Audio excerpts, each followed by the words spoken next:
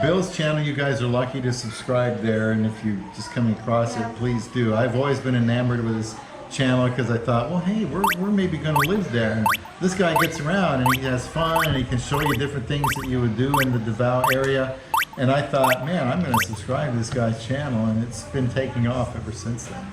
Thanks for reading that correctly, Bob. Did I get it right? Yeah, you got it right. Okay. I wrote it. Practice that to death, I'll tell you what.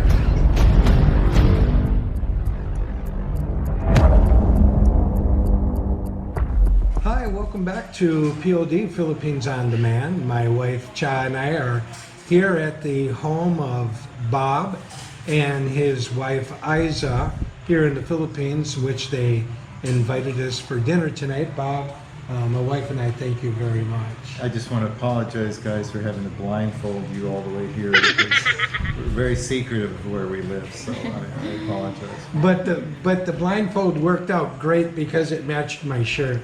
Okay. The white being a neutral color. But anyway, as a lot of you already know, Bob and his wife Isa are the co-owners of Love Beyond the Sea. And if you have not seen the channel, I would like to really encourage you to jump over and check out Bob and Isa's channel, Love Beyond the Sea. It's very well thought out, very well spoken. There's a lot of topics about relationships and love basically abroad. How many times have you been back to the Philippines now? After getting married in May of 2015, Bill, I've come back in 2016, 2018, and now December of 2019. I see. We've been married almost 5 years, and this is my fourth trip here. So that's a little more often than I intended, but that's how it's worked out. Yeah.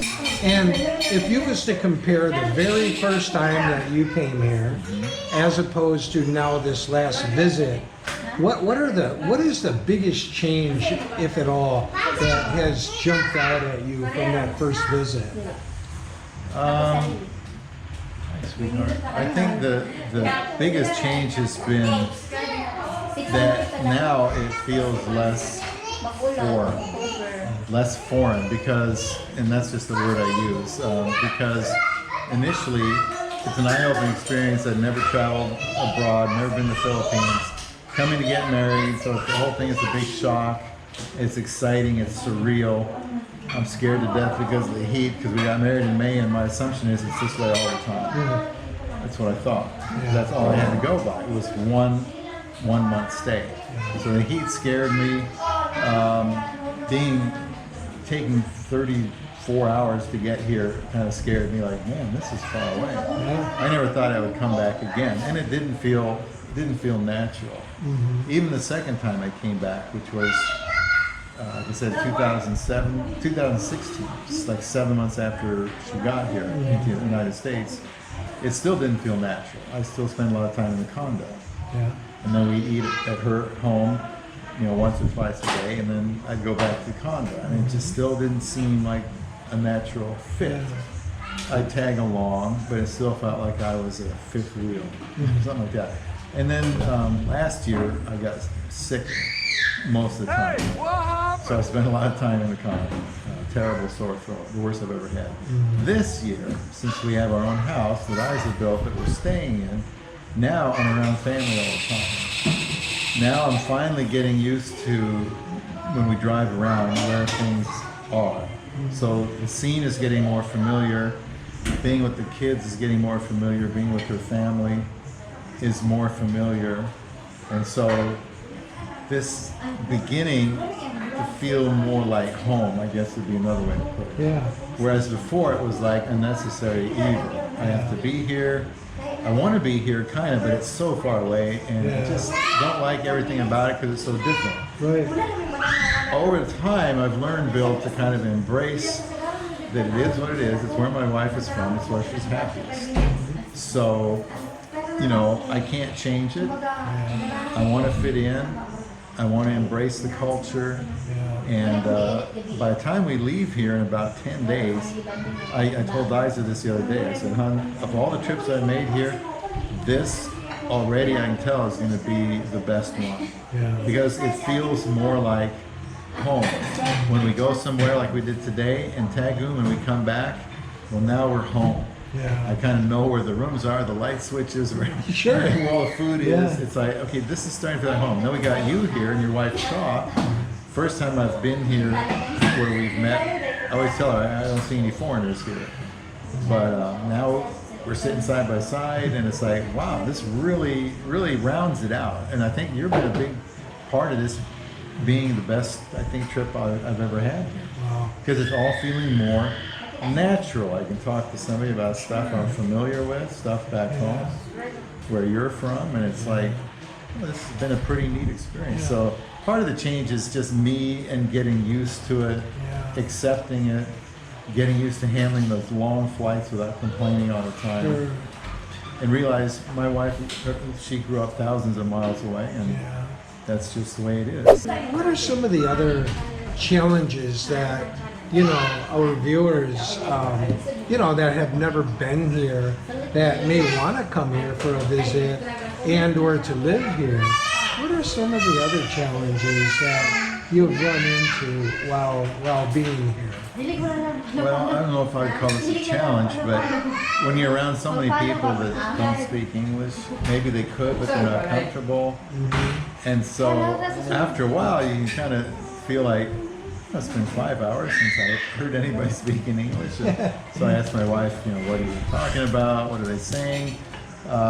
Because it's just, it gets a little uncomfortable. Yeah. Because if you have a Filipino girlfriend, Filipino wife, you know, she's around her friends and her family, she's probably not going to speak English. Yeah.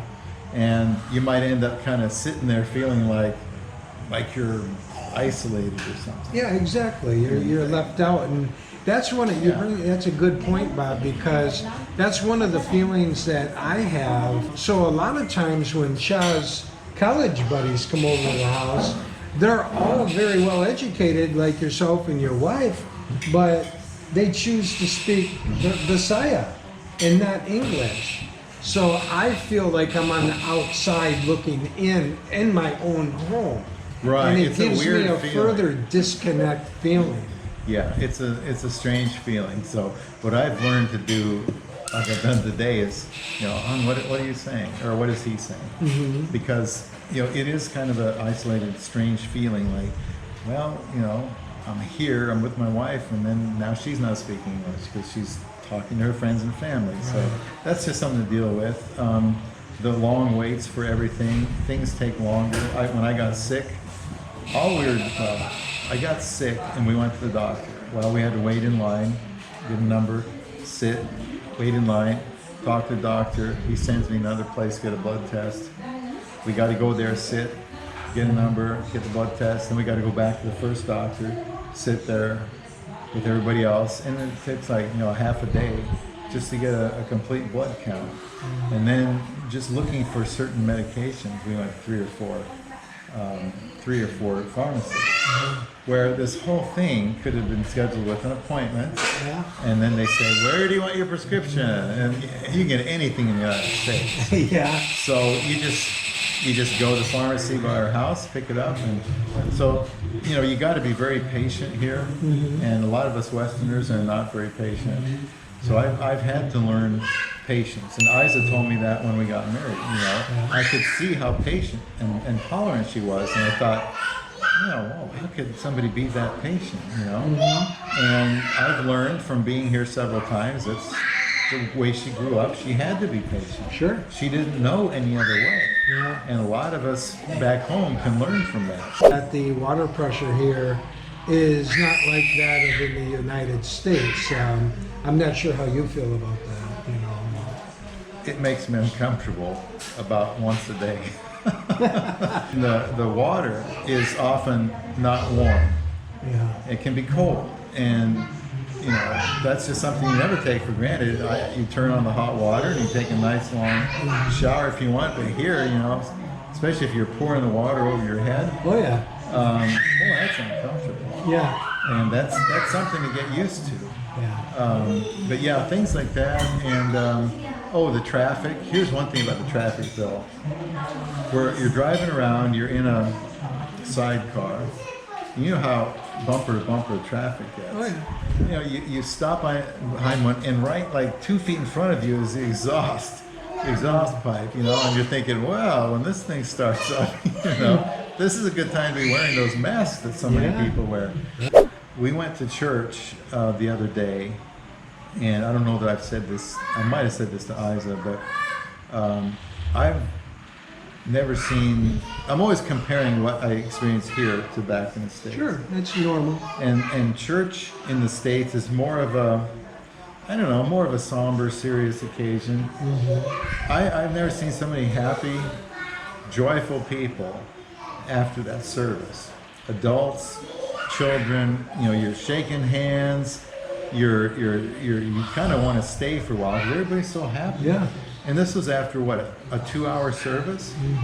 People were very happy. I noticed the people here, when something goes wrong, they really take it in stride. The last time I was here, we didn't have the right vehicle to kind of go uphill with 20 people, and so the car conked out. So we kind of got stranded for a while. People would pull off the side, sit down, and start smiling and talking and laughing, and I'm thinking, you know, do they know what's going on here? They just take it in stride. Then we got a flat tire the next day going back. And so everybody's the same way. They just sit down and start talking, laughing, waiting for it to get fixed. Nobody's in a big hurry. Yeah. Oh, another thing I like, Bill, you know, you don't know me very well yet, but I like music. I like music. I was a DJ before, I mean, for a year. Went to radio school. I wanted to be a sportscaster like Bill. And but I grew up listening to music. My parents love music. They play music here all the time. They play it at cemeteries. They play it karaoke. They play it outside. Wherever I walk, I'm hearing music. I like that. And a lot of times it's older music from the 70s. And 80s. Yeah, in the 80s. I told Isa, this is the music I grew up with. Yeah. You grew up in the 60s and 70s listening to this music. You're real blessed. And so when I hear that kind of music, even on the radio today, it makes me feel like I'm more at home. Yeah. Like I'm not 9,000 miles away. Two-part question. Do you plan on retiring here? And if so, I would probably think so because you built a beautiful house. Actually, Bob says the house Isa built. You know the house that Ruth built. So this is the house that Isa built. Yeah. The two of us. Well, you designed it, huh? Isa's off camera as well as John. Sometimes if you see us looking past the camera, we're talking to, you know, our wives. But yeah, okay. Do you plan on retiring here? And if so, when did you start first thinking about that, Bob? I think realistically, at 62, and I'm 58, at 62 I can qualify for what they call early retirement in the United States. Social Security. Social Security. And so with a house being built, once we get that all completed, you know, we can manage on my Social Security at 62. So living in the United States, I'd have to work till I'm probably at least 65. But then with a wife that's still young enough to keep working, I don't like the idea of working, or her working, and she works hard and long while I'm at home making YouTube videos. And so that's not fair to her. Plus, she's got all this family and friends back here, and our family has always been small, and it's getting smaller. So just thinking about what's fair and what's best for my wife, I think 62 would be the target. These 4 trips now that I've been here help make it easier for me to think about, can I really do it? I mean, that's very important because this trip is about, for me, can I do it? Because I don't want to come here kicking and screaming and complaining. Right. I want to know what I can't change, what I have to change in my own perspective, and look at the positives here. I can't do anything about the long waits, or maybe the cold weather or the pollution, but look at the positives and try to live out, you know, the rest of my days here in a different place with my wife, and find different things to do. that I would never do if I kept working and working back in Nebraska. And I met Bill a couple days ago, and now we got Bill in our own house. Of course, we blindfolded him, so he doesn't know where we live. And we'll have to put the blindfolds back on when they go back home. Yeah. That's just a stipulation for being in the house that Isa built. And we had to sign a waiver, so we're good with it. Yeah. In case something happened. But Isa is very private about this. But that's a good question because it never was that way. And obviously, before meeting Isa, the last thing on earth I wanted to do was leave the United States of America. Yeah.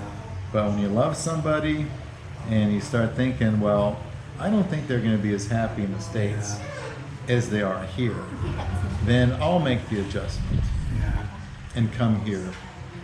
At least I think that's what's going to happen. You know, Bob, and I agree with that. That's why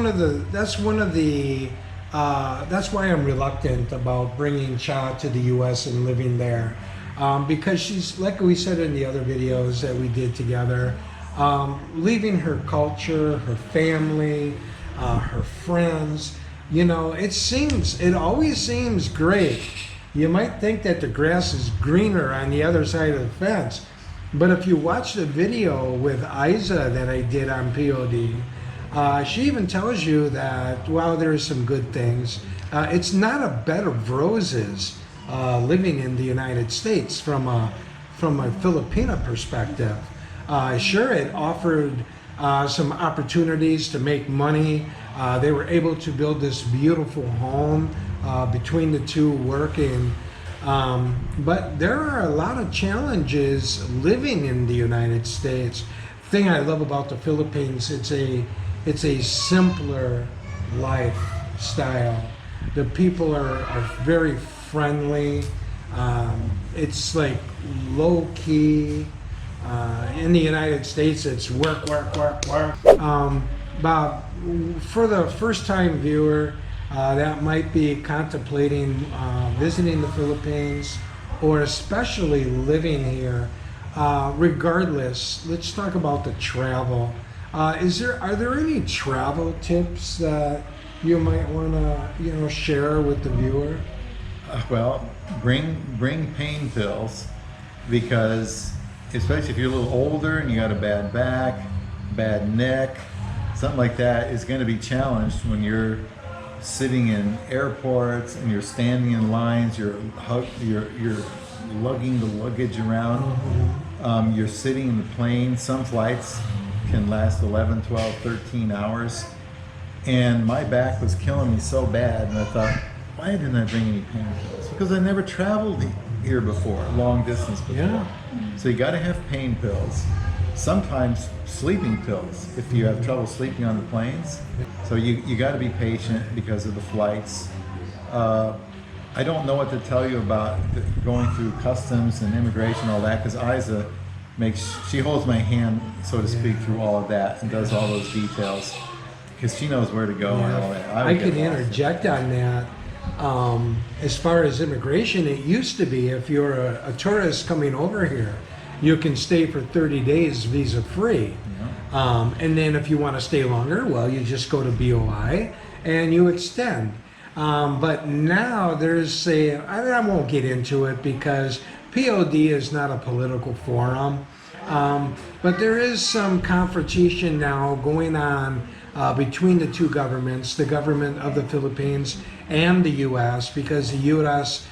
Criticized what they felt was illegal jailing of Senator De Lima.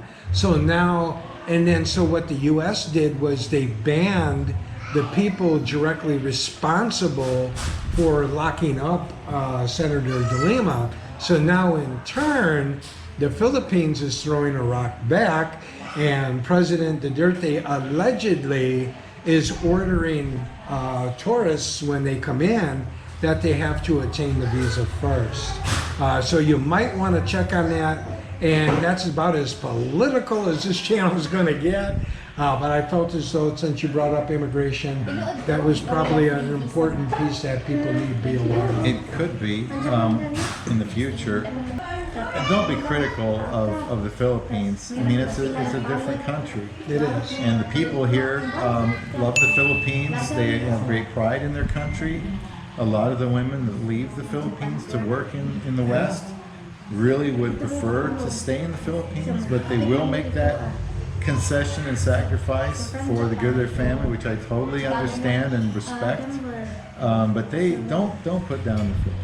Yeah, it's a very sensitive country. Yeah. You want to be careful with what you say. Yeah. Don't be rude. Don't be loud. Don't be critical. Don't waste food. Right. Clean your plate, because the food is very valuable here, and you don't want to be throwing out food. Like I did one day at home, I only want to eat half of this, and in the garbage scraping that. Oh no. Yeah. You can always save it. You don't have to throw it out. No, I guess so. I guess you're right. When you, the viewer, if you're coming to the Philippines for the first time, or any time for that matter, if you have a bank near you and you want to, you're gonna want to exchange your currency before you leave, if you can. Try to get some pesos in your pocket before you come here. I would recommend and suggest to the viewer, Bob, not to wait until you get to the airport, because you do not get a good return at the airport. You're going to lose money on it. And if you are stuck in that situation, only exchange just enough that you need to get yourself going.